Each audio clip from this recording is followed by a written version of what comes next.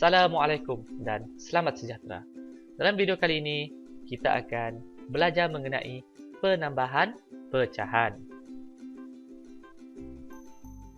Okey, untuk penambahan pecahan, biasanya ada 3 situasi yang akan kita jumpa. Situasi pertama, penyebut sama. Macam contoh yang cikgu berikan, 1/6 tambah 3/6. Jadi penyebutnya sama, 6. Ini situasi pertama. Situasi kedua, apabila penyebut tidak sama. Macam contoh cikgu bagi, 1/9 tambah 1/3. Akhir sekali, penambahan yang melibatkan nombor bercampur. Macam contoh, 2 1/6 tambah 1 1/3.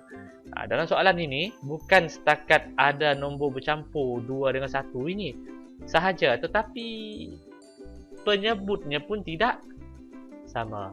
Tak apa, kita akan pergi kepada contoh yang pertama. Okey, penyebut sama. Jadi untuk penambahan pecahan yang melibatkan antara pecahan yang mempunyai penyebut yang sama, okey, tidak ada masalah yang besar.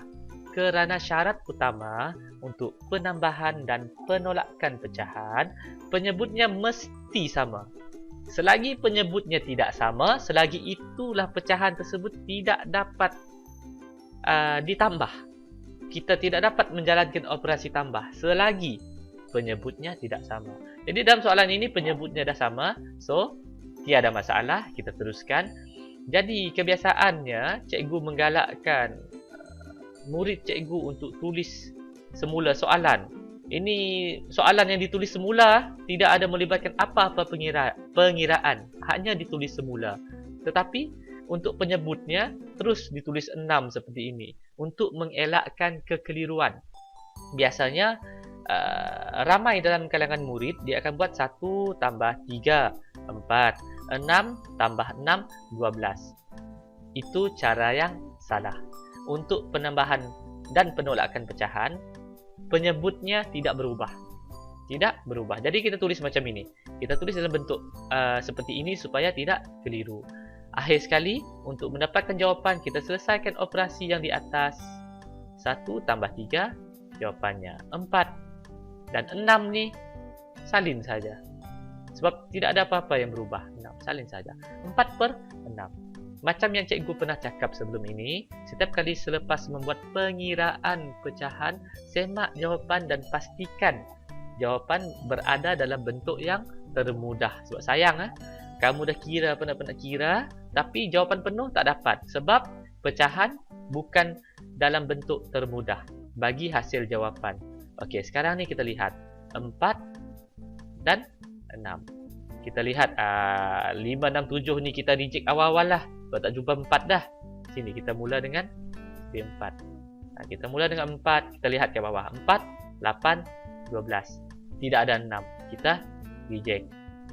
Seterusnya sini 3, 6. Tidak ada 4. Kita tak jumpa 4. Kita reject. Seterusnya kita lihat pada CP2. Dan kita jumpa 4 dan 6. Jadi bermaksud 4/6 ini masih boleh dipermudahkan.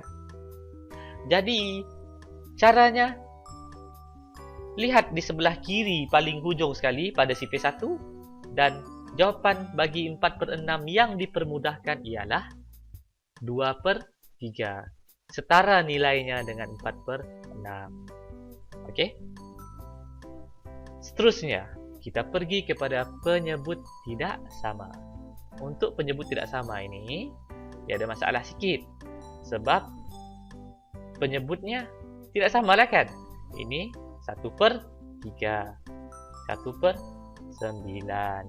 Jadi macam mana kita nak tukar penyebut ini supaya sama? Caranya ialah kita menggunakan konsep pecahan setara. Sebab itulah sebelum kita belajar tambah, kita belajar pecahan setara. Okey, cikgu terangkan. Mula-mula ambil nombor yang terkecil antara dua penyebut ini, 9 dengan 3. Kita ambil 3. Kerana apa? Kerana nombor yang didarab biasanya menjadi semakin besar. Jadi kita nak nombor kecil jadi besar. Nombor 3. Okey, bagus. Sekarang ni kita lihat nombor 3 dalam magic box. Boleh tak tukar jadi 9? Boleh. Kita tengok. 3 darab dengan 3 dapat jawapan 9. Maka apa yang perlu kita buat? Penyebut ini kita perlu darabkan dengan 3. Tetapi ingat, dalam konsep pecahan setara, kalau kamu sudah mendarab penyebut dengan 3 sini, pengangka pun mesti didarabkan dengan 3. Dan selepas kita selesai mengira, kita salin semula. Ni cikgu harap kamu tak keliru dengan cara cikgu tunjukkan penyelesaian ini. Ini sebenarnya soalan ini 1/9. Tukar warna lah sekejap. Warna purple. Okey. 1/9 tambah 1/3 ni, ini hanya disalin semula. Disalin semula. Bezanya pada bahagian 1/3. Sekarang ini jadi 3/9. Mungkin ada yang masih kurang jelas lagi dari mana datang 3/9 ini. Sudah semestinya tidak turun dari langit. Okey, jadi 1/3. Kita dah buat keputusan untuk menukarkan 3 ini kepada 9. Jadi 3 darab 3, 9. 1 darab 3, jawapannya 3. Dari situlah kita dapat 3/9. Ini dekat bawah ni. Dia cuma penjelasan saja. Tak ada kaitan sangat dengan langkah kerja kita. Ini cuma cikgu nak terangkan sahaja. Okey. Jadi seterusnya, tak ada masalah dah. Kita nak kira sebab penyebutnya sudah sama. Ingat, syarat tambah dan tolak pecahan, penyebut mesti sama. Jadi kita salin semula. 1 tambah 3, tak ada masalah, senang saja. Kita teruskan 1 tambah 3, 4, 9. Salin saja 9. 4/9. Sekarang ni kita kena rujuk pada magic box. Okey. Kita rujuk pada magic box. 4/9. Kita mula dari 4 lah. Kita tak payahlah tunjuk besar-besar. Kita mula dari 4.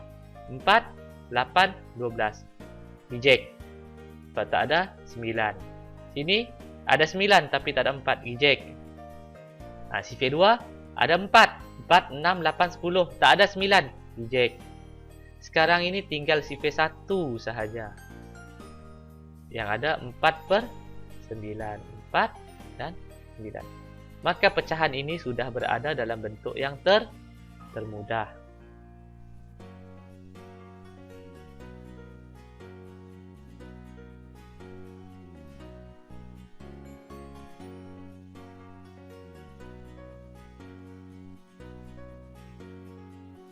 Seterusnya, kita pergi kepada penambahan yang melibatkan nombor bercampur. Yang ini nampak merisaukan. Soalan ini nampak merisaukan. Tetapi selagi kita tak cuba, selagi itu kita tidak tahu. Okay. 2 1/6 tambah 1 1/3. Untuk soalan yang ada nombor bercampur, cikgu lebih suka kita selesaikan dahulu nombor bercampur ni. Nombor yang besar dekat hadapan pecahan ini. 2 dan 1. 2 tambah 1, 3. Kita selesaikan awal-awal.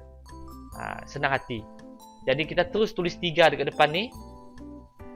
Lepas ni, tak payah layan dah 3 tu. Tak payah risau dah dengan 3 tu. Sekarang ni kita cuma perlu fokus kepada penyelesaian seterusnya. Iaitu 1/6 tambah 1/3. Okey, 1/6 tambah 1/3. Bolehkah tidak ditambah? Mestilah tidak kan? Kerana penyebutnya tidak sama. 6 dan 3. Tidak sama. Jadi sekarang ini kita ambil nombor yang kecil. Antara 6 dengan 3. 3 nombor yang kecil. Ya 3. Kita tengoklah sifir. Boleh tak dia jadi 6?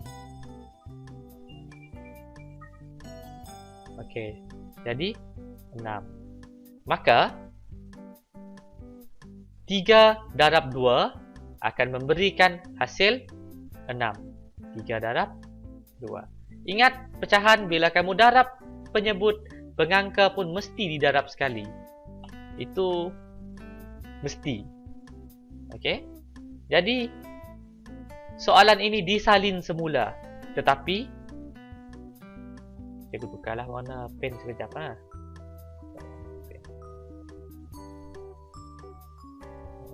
Merah balik. Okey, tetapi 1/3 ini oleh kerana sudah didarabkan dengan 2 menjadi 2/6. Maka kita boleh menyelesaikan soalan ini kerana penyebutnya sama. Kita selesaikan 1 tambah 2/6. Kita salin balik supaya tidak keliru. Jadi jawapannya ialah 3/6. Yang ni cikgu tak cakap banyak lah. 1 tambah 2 jawapannya 3. 6 tulis saja. Mudah. Jadi sekarang ini 3/6 ni kita kena semak. 3/6. Adakah ianya dalam bentuk yang termudah? Kita jumpa dekat sini. 3 dan 6. Alihkan paling kiri, pergi ke hujung sekali. Kita dapat menukarkan 3/6. 3/6 ini kita tukarkan kepada 1/2. Maka inilah jawapan dalam bentuk yang termudah bagi soalan yang kita jawab. Okey, jadi kalau ada ketidakfahaman boleh cuba ulang baliklah dan cuba dengar betul-betul penjelasan. Okay, cikgu harap contengan cikgu ni tak buat kamu pening kepala. Okey.